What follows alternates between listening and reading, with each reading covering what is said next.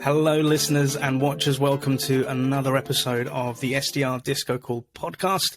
You'll be able to hear this through your local podcast platform as well. Watch it on our YouTube channel, so make sure you catch on there. Today, we're going on the other side of the world to a nice warm place in Cancun, Mexico, where I got the privilege to meet a great BDR SDR a couple of months back. This is Gibran Quezada. How are you doing today, Gibran? I'm doing great, Neil. All sunny, like you said, here in Cancun. How about yourself? Not too bad. We're in London, so we're currently just at the end of April 2021. We've got clear skies, a bit of sunshine. We've had some crazy weather recently, but it's getting that time to almost summertime, Gibran. But thank you for asking. So, Gibran, for the people that are watching as well as listening, could you tell us a little bit about yourself? Like, who are you? Where are you based in the world? And what do you do? And who do you work for, sir? Of course, Neil. My name's Gibran. I'm stationed here in Cancun, Mexico. Not too shabby to be here in quarantine. I'm currently working for Predictable Revenue, which is a company that helps companies grow with outbound sales development. You maybe have heard of it, or Aaron Ross. Yep. That's who I'm working for. Love it. So yeah, we're Predictable Revenue. It's a big brand name that we know, and we know about Aaron Ross as well. So perhaps we might be able to dive in a little bit of the intel and insights for working a company such as his. So as mentioned, as we do with all of our guests, looking at your LinkedIn profile, you've got a bit of a story here, sir. So we can find you. So for the listeners and guests watching out, here's Gibran's LinkedIn profile. So if we go way back in the day, sir, we can see that you did your master's out within university. You've had some experience being an English teacher. You've been a legal verification officer in the world of resorts. You'd been a project manager at KFM 24/7. You'd been a business development specialist at Mighty Networks. And then you started at Predictable Revenue, and obviously, please explain to the guests like how it works. But you've also had a stint at ConnectEye, and now you're currently at Witt O'Brien's in the area of emergency and crisis management. So, Gibran, like from the beginning, sir, like tell us and walk us through like your journey into sales and how you got to where you are today. Sure, of course, I love to. Well, I got into sales right actually before I had my first job as a teacher. My mom and dad, bless their hearts, they've become big names in timeshare here in Cancun. So they obviously wanted me to follow their footsteps, especially dad. He got me into timeshare for a couple of months. I got in, I got out. I didn't really enjoy it at first. It didn't really feel like my thing. I thought that you had to be this extrovert guy who just loves talking to people and being around people. And at that time, that just really wasn't me. I was that kid in the corner, introvert, listening to his MP3 player. So tried it, didn't love it. Once I became of legal age, my first real job was being a teacher at a school here in Cancun. That's what got me through college. So very grateful for the opportunity to change lives and also pay for college. Once college was over, this question started to emerge. Gibran, where are we going from now? So I made the rookie mistake I think any 20-something-year-old made, and quit my job not even having another one lined up. Bold move. Yeah, bold and a little dumb, if I may add. A little tip for anybody who's 20-something and think about doing the same thing. But anyways, I quit. I tried looking for another job, hundreds of interviews, promises of a call back, promises not filled. Mom decided to step in a bit and say, hey, I'm working at a hotel in the sales room. I know you don't like sales, but it would be on the legal side. And I was like, okay, I can do that. No problem. I go ahead and do it. I enjoy it. It pays the bills, but, not exactly what I signed up for in terms of, this isn't really what I studied. And what that consisted of is it's a position called a verifications legal officer, which is me making sure that the salesperson, whenever they sell a timeshare, is that I make sure that they did everything on the up and up. Yeah. No false promises, no empty promises. So once I made sure everything was on the up and up, they were on their merry way to enjoy the rest of their vacations. Nice. So it was nice, but again, not really who I was, not really who I am. Along came my friend Geraldo, a longtime friend, and he told me about an opportunity in a maintenance company called KFM. Okay. It's more admin work, something I did study for, so I was like, why not? He even convinced me, since, it's a new up-and-coming company, opportunities to grow. I was like, all right, where do I sign up? So it was at the start of 2020. We all know how that ended up. But at the beginning, we had high hopes, high expectations. Everything was going smoothly until February, where whiffs of COVID-19 were starting to arise. Come March or around April, I got the news. I was, to be let go. No hard feelings, of course. It happened to me and along with millions of other people around the world. And in that point, I'm thinking to myself, holy sugar honey iced tea. What do we do? Honey sugar iced tea. I love that. Sorry, keep going. I love that. Sorry, go on. Yeah, so I was like, what do we do? 20-something, I need something to pay the bills, something to get by. I had some savings. Another tip for those 20-something-year-olds there, you got to save up. Yep, 100% agree. And from there, I'm just sending my portfolio to anybody and everybody in any sector of any industry trying to land a job, like everybody else at that time. And I get a call from a company called Predictable Revenue. I have no idea who they were at that time. And I was like, I'm pretty sure I sent you my portfolio, but I just honestly don't remember. So I started the interview process, and, right before then, I investigated what is Predictable Revenue. They help companies with outbound sales. I know what the word sales means, but I have no idea what the word outbound or B2B means. So once I did my homework, I was like, oh, I'm going to go into sales again. I tried that in the beginning of my career, didn't love it. But, at that time, beggars can't be choosers, right? So I said to myself, I'm going to give this the old college try. I'm going to give it my A+ work, and, let's see what happens. And it's been over a year now. A blink of an eye, really. Well, blink of an eye feels like a decade. I started in April, and here we are finishing April. Boom. Been here for a year.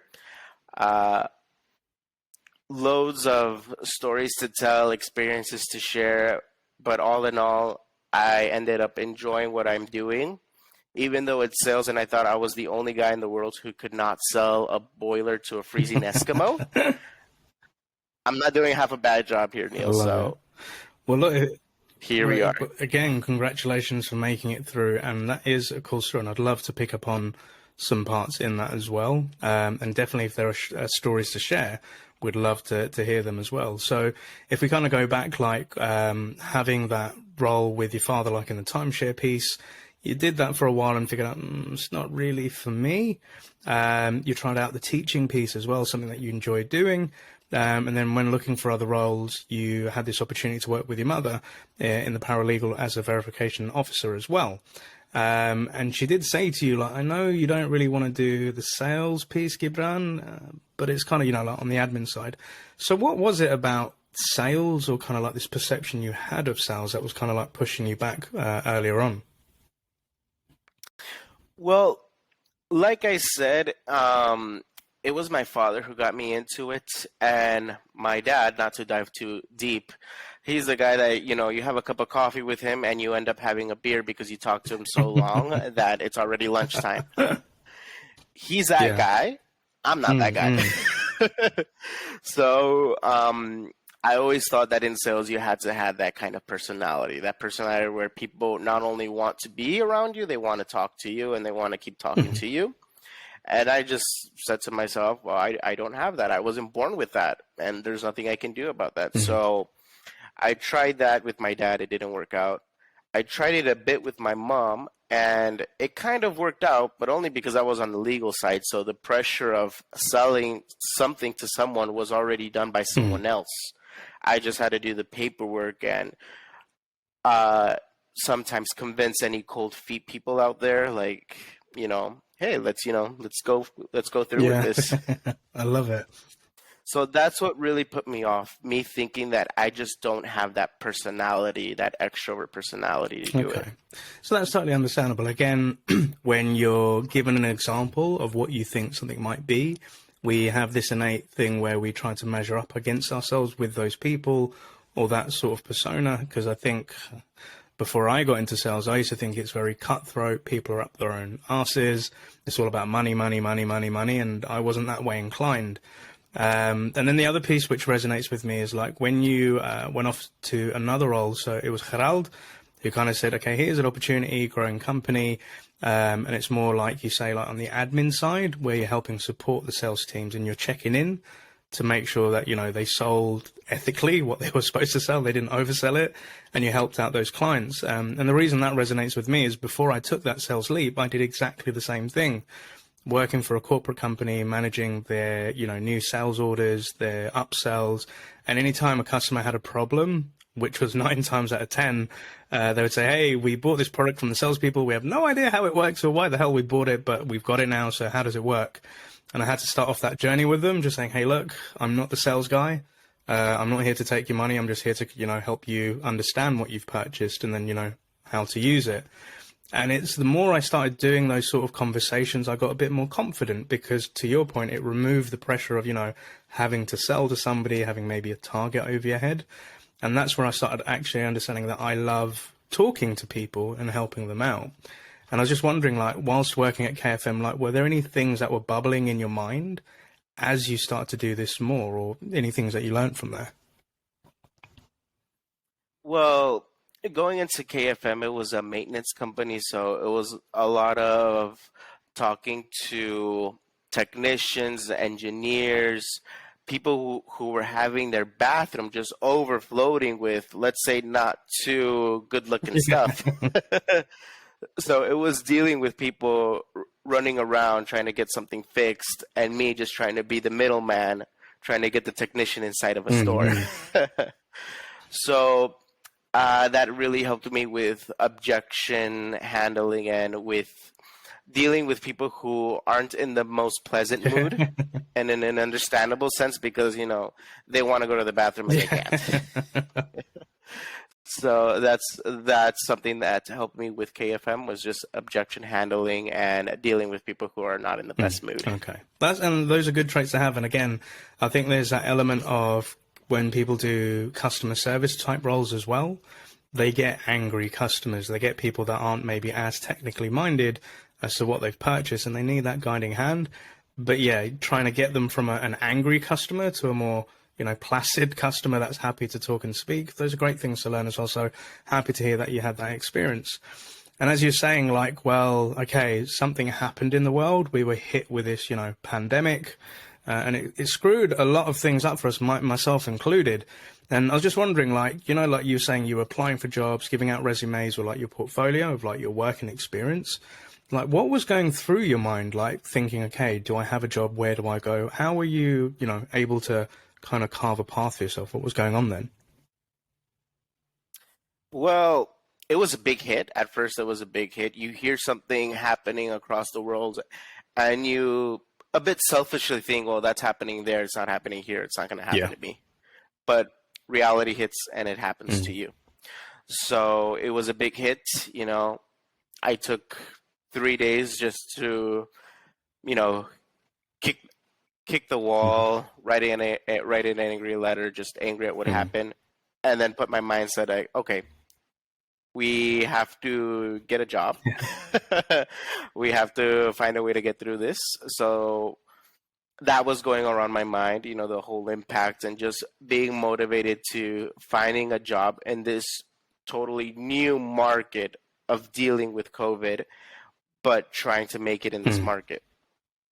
So what was going on in my mind was just, having an open mind, an openness of doing, okay, we've done this in the past and they're not really related to each other. What's the next adventure? So I think if you find yourself in a similar place as where I was and where other people were, keep that openness of doing anything, even though if it's of a different sector, a different industry, something that you've never done before. If you bring your A game to it, you're gonna do fine, and you might even excel at it. 100%. I love that mindset that you have there, Gibran, because I think when giving advice to friends or family or to like SDRs and BDRs, I always say that thing of you can't really go back in time and change things, and you cannot predict the future and know what's going to happen tomorrow. It's what you're going to do about it, and where are we, which is today, and being present in the moment and making best use of what you have. So I think pandemic or no pandemic, people such as ourselves will go through these experiences in life, and it's asking, okay, what's going to make me happy? How am I going to better myself? What are the things that I can do to get myself out of this? And luckily with yourself, you was putting out hundreds of resumes. You're speaking to a lot of people. Some people you don't remember putting your resume to them, but they come back into contact. And it is like with opportunities, it is kind of like a numbers game, right? The more input you put out, put in, the more you're going to get back out from it. So if I get it right, you were approached by Predictable Revenue, Aaron Ross's company. You hadn't heard of what was Outbound and, kind of like what they were doing in the software space, etc. Like, what was it like joining the business, and kind of what was that onboarding journey like for you? Well, it was I would say a job cultural shock, because for me, sales was like, okay, I have a product, you want to buy it, let's do it or not. So once I learned, like, okay, what's outbound, what's B2B, what's all these acronyms. So it was just a totally new world to me, a cultural shock. That's why I like to call it that way. So it was just like, okay, let's start from zero. We don't know how to do this. Let's learn how to do it. And it was a very pleasant onboarding experience, because Predictable Revenue, I told them from the beginning, and they were aware from the beginning, that I just have no idea what's all this about. And they were really focused and keen with their onboarding process of how can we make someone who doesn't know about this world that we're so used to, and making them familiar into the world that they're going to be into. So it was a very pleasant onboarding experience, very intense, in the sense that the learning never stopped. It was just constant learning, reading, watching, practicing, role playing, all that good stuff. I love it.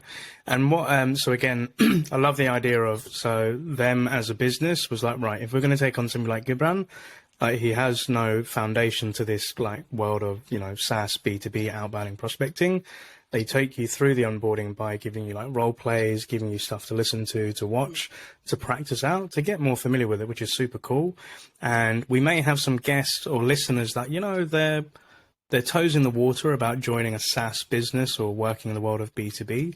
Are there any things that you would recommend them reading or watching? Definitely reading and watching. I would say first read You're Not Listening and Why It Matters. I'm so bad at remembering authors. That's so all right, we'll find out. If the author ever listens to this, I'm so sorry. But yes, You're Not Listening and Why It Matters. And the whole takeaway here is that, we listen to respond instead of actually listening to understand. And I think that's a big thing to learn in life, but especially in this role, is that, you're not listening in order to find out how you can sell something to someone. You want to listen to understand their world and to see if what your solution can actually help them what they need. So that's definitely one thing I would tell any SDR, especially new, to read first. And then from there, I would tell them to read Gap Selling. I know it's a pretty big name book there. That just helped me fill in a lot of, no pun intended, but a lot of gaps into what an SDR or what, the whole role includes. So that was a big I would say that's a very big manual explanation of what this role actually does. I love it. I love it. So we'll definitely make sure that we get both those books, and we will quote the authors like in the show notes. So for the guests and listeners watching out there, that will be definitely be in there, because I'm always interested to hear like the materials that people are, you know, taking on board to get up to speed with their role. I'll be honest with you, like Predictable Revenue is a book I still need to read. I still haven't done it. And with the other books, I'll definitely have a check in them, but also for our guests and listeners, make sure you check them out as well. So the other part that I wanted to get into, like with Predictable Revenue, if I get it right, like you are a representative of that company, but they then place you in other organizations to help them with their biz dev efforts. Is that right? Yes, that's right. To put it into in short words here is that predictable revenue can help you in two ways, by either showing you how to do it or letting us do it for you. I'm in that part of letting us do it for you. So I work for Predictable Revenue, but for the world, especially on LinkedIn, I work for certain other companies doing B2B. I love it. And I think that's pretty awesome, because you're not specifically working for, well, when you're under hire for them, you're not working just for Predictable Revenue, but you're able to go into other industries, different companies, and learn like how they're doing stuff and then help them with their outreach and outbound. What's that experience like working with, you know, kind of like multi clients at a different time? So you're on the nose, Neil. It's definitely interesting because last month I was working for a company that was into education, and you know, education is an entirely different world right now. And now I'm working into risk management. So definitely, if you're in a company that offers a service that's similar to Predictable Revenue, where you work for a company, but to the world you're working and doing outbound sales for another on behalf of that company, it just gives you more experience and letting you talk to different leaders in certain industries on their lingo, on how they talk, on how they like to be sold to, or how they like to be, or how they like to buy.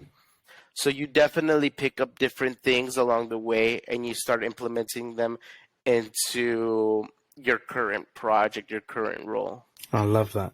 If anything, that's freaking amazing from my point of view, because again, you have like the base, which is Predictable Revenue, and they're able to go land into other nests and help them out, but you're getting like, you're working across different industries. So that must be a challenge for your mind, but it also must keep you fresh in your thinking, because you're having to, you know, pivot the way that you may have worked with one client going into another different industry. And I think that's a great opportunity. So with Predictable Revenue, when you have and work in other clients, the amount of knowledge that you're going to attain across different industries, that's going to be freaking amazing. Don't you think, Gibran? Yeah, definitely. I mean, you kind of become this jack of all trades, if you get what I'm saying. Yeah, definitely. So like, if we kind of go back to the beginning of like the idea of what you had sales was through working with family, to your understanding of what B2B sales is now that you're actually doing this role, kind of what's changed since the earlier Gibran to the Gibran now, and what's your thoughts on what sales is? So what's changed for me is definitely the mindset of, you don't have to be this perfect salesman or salesperson. You don't have to have a certain attitude, you know. You don't have to be the Wolf of Wall Street to do this. I would say to anybody that you have to be a listener, and I think anybody could be a good listener. And by being a good listener is what I mean is, you know, you talk to people and you call them when, you know, they weren't expected to be called or they did not want to be called, and just be like, hey, I'm listening to other people. I'm hearing these problems. Would you happen to have them? And from there, listen to what their world is going through, and see if what you have to offer can actually help them get through that. So that's how my perspective of being a salesperson has changed. I love it. And I was wondering, like, with the discussions that we said you'd have, like a coffee with your pops, it might turn into a beer. Like, what are the conversations like now? And like, what do they perceive as like you do working in this role? What's their thoughts on it as well? You mean like what's my parents' thoughts of me being an Yeah, SDR? yeah. Like how has that conversation gone, and how do you explain it to them? Well, at first when I told them like I'm working from home, I do this kind of business, they were a little bit skeptical because they're from other times. Yeah. They're from those times that you go to a place, you do the job that you're hired to do, and you come back Mm. home. So working from home and working on a laptop, and you have your best polo on, but you're wearing your Yeah. sweatpants. So they were a little bit skeptical on the like, is this a scam? Is this even real? Yeah. But yeah, of course, they're from other times. And once I explained to them my role and I showed them the website and everything, they were really interested in seeing how sales has evolved versus 10 years ago when they got I involved. love it. And are you like teaching them any new ways to like help with their businesses and like what you've learned at Predictable Revenue? Yeah, of course, we do like to, during dinner time, just talk about everybody's day, especially job, and how we've handled an angry customer or someone who just did not want to be sold to. And, we get into, I would say more often enough, debates, Mm, debates, brainstorming, and, the conversations have just changed a lot since maybe coming into sales. I love that. And if anything, it makes the dinner so much more fruitful, like when you all kind of share a similar like passion or interest. And debates are healthy, and it's always good to get other people's perspectives. But yeah, 100% I can relate to that. And I think like when I told my father that I was going into sales or being an SDI, I said, "You're crazy, boy. That's not a job. It's very cutthroat. You could lose your job whenever." And I'm like, even now when we catch up for like Sunday lunches, I'm like, "Dad, 11 years on, I'm still here. It's still going and it's still all right, because again, he works in a finance background and I used to come from finance, like trying to emulate him. But yeah, I went on my own path. So I'm really happy for you that you found that as well. And I think another piece was this whole perception of what sales should be like, because I think when we connected on our like in discovery phase for this podcast, you were saying that your personality type is more introverted versus in what we perceive salespeople that are extroverts. And that hit a chord with me because I equally see myself as more of an introvert where, I like to keep myself to myself. I don't like talking to people after a day of working or training. And I like, just to do my own thing. But within sales, like you have to either speak to people, perhaps you're presenting to them, you have to put on this persona. And I think that persona of being an extrovert is how a lot of people may see sales, but a lot of us are actually introverted, And I just wanted to know, like, how is somebody who is, perhaps more introverted, like what advice would you give to them if they're contemplating sales or too scared because they think it's full of extroverted people that have that confidence and that get-go? What would your advice be to them? I would advise them first and I'm speaking from an introvert because I do feel that that's who I am. That when you just speak to one person, like you and I, right, Neil, I feel that I'm speaking to an audience. So I'm not speaking to one of you, I'm speaking to hundreds of you, and they're all judging me. Yeah, yeah. And I would just remind them that it's not that. So I would tell them, don't think about it, don't overthink it, and just enjoy it. Because it still happens whenever I talk to someone new. I see like these formulas going on in my head, like what words should I say? What style of voice should I use? And, we just have to throw that all away and just get into the conversation. Don't think about how to talk to the person. Just rather do it and it will naturally flow. Couldn't put it better myself, sir. I think in the early days of like getting on that call or doing meetings or, even running my first training sessions from HappySelling, there's that fear element of you're going to be judged. People are going to say something or pick up on something that didn't write right. And maybe I might not get the connection that I'm looking for. But 9 times out of 10, people never know when you've made a mistake or if you've not said the right word or handled the objection the right way. They take it for face value. So yeah, it's just go out there, just do it.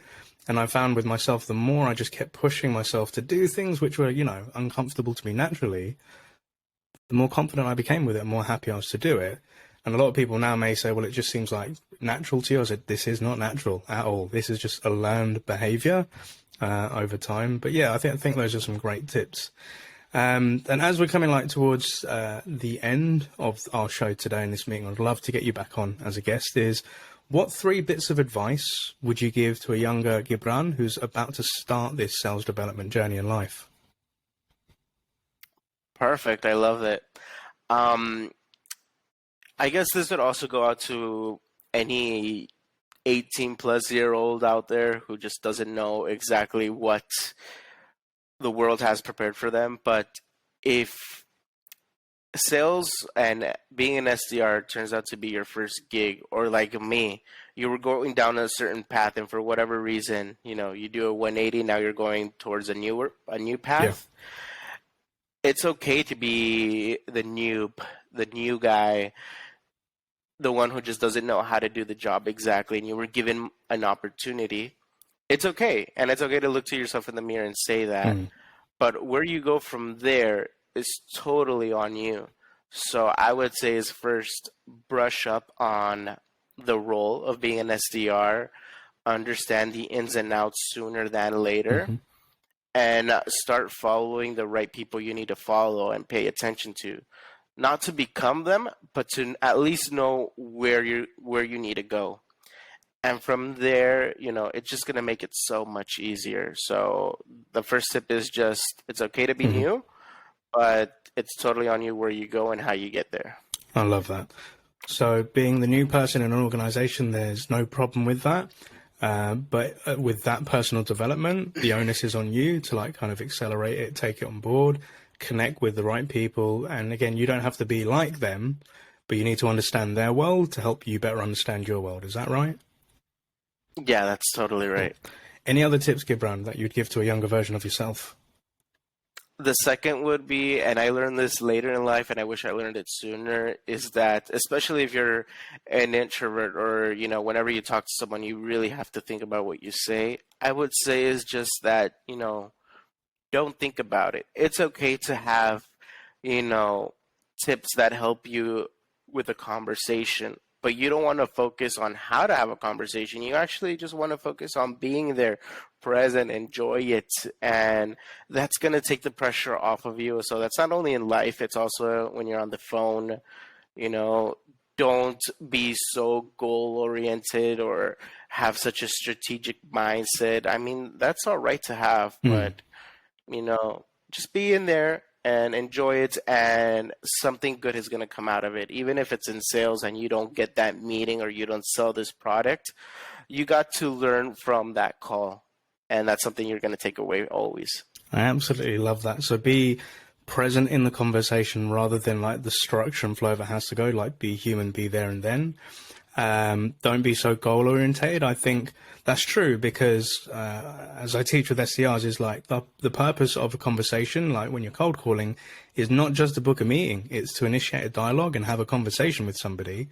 And the reality is every sale is a byproduct of a good relationship or conversation. It will come as long as you focus on, having a decent conversation with somebody.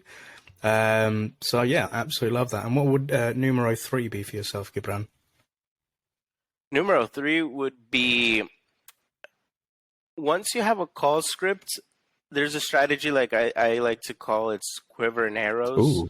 So you have your quiver, and your arrows would be your phrases or your pitches, your objection handling pitches for, certain situations. And we all have a good call script, but the way that I saw it is I was very lineal in the sense that you had to go in a certain direction rather than having, and what I like to call them arrows, rather than having these arrows, these phrases, these questions, these objection handling phrases that you have them ready, but you know that you don't have to go lineal. You just use them when they need to be used.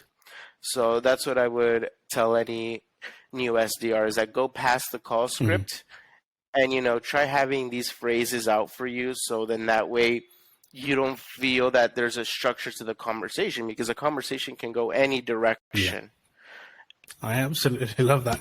And it's funny you should say that, because again, I always want to show people behind the scenes, but like when we were having our conversation a few months back, that's what I'm doing. I'm just like going with arrows and following through. And yeah, I've got a goal towards the end to figure out, okay, what was Gibran's story? But the conversation can go into, it meanders like a river. And I think you want it to just flow, keep flowing, rather than being very structured and just hitting a constant wall, bang, bang, left to right. So I think we all start off with a script, but then we own that script and then we add our own personality into it. And yeah, to our earlier point, it's just having that nice flow of conversation. So I think those are some really solid tips as well. And there's probably listeners out there that are either fans of predictable revenue or kind of want to maybe ask you questions, if that's okay. And with most of my guests, you can either reach them on LinkedIn, through Instagram, through Twitter. There can be any sort of channel. If an SDR or BDR out there had a question for you, what would be the best way to get in contact with you, Gibran? It would be really LinkedIn. I'm not really into Instagram. I do snap a photo here and there, but if someone wants to reach me through a professional level on SDR, just someone who wants to, shoot the breeze, definitely on LinkedIn. That would be the best bet. Perfect. So make sure, guys, in the show notes that you'll be able to get through on Gibran's LinkedIn. So appreciate that, sir. And are there any shout outs that you'd like to give on today's show? I'd keep it short. First, it would be my parents. I mentioned them on this chat. They were literally there from day one. So them. Also, I would like to thank my girlfriend Priscilla. She's been a pillar of support here for me, especially during 2020. And a shout out to someone in predictable revenue. That would be Abby Manzanilla. She's been my podmate. She's been my mentor and a close friend, and has definitely helped me through my whole career as an SDR. Wonderful. So shout out to Gibran's crew, family members, partner, and mentors and pods within predictable revenue. I absolutely love that, sir. Well, Gibran, again, thank you so much. We'll definitely want to catch up in a future show to see how things are going and what's going on in your world. But it's been an absolute privilege and honor to meet you, sir. And I wish you a great success for the week. And most importantly, happy selling. Thanks, Neil, and thanks for anybody who's watching. I enjoyed it, and I hope I get to see everybody again. Whoop, whoop. Thank you so much, Gibran. Take care. Bye.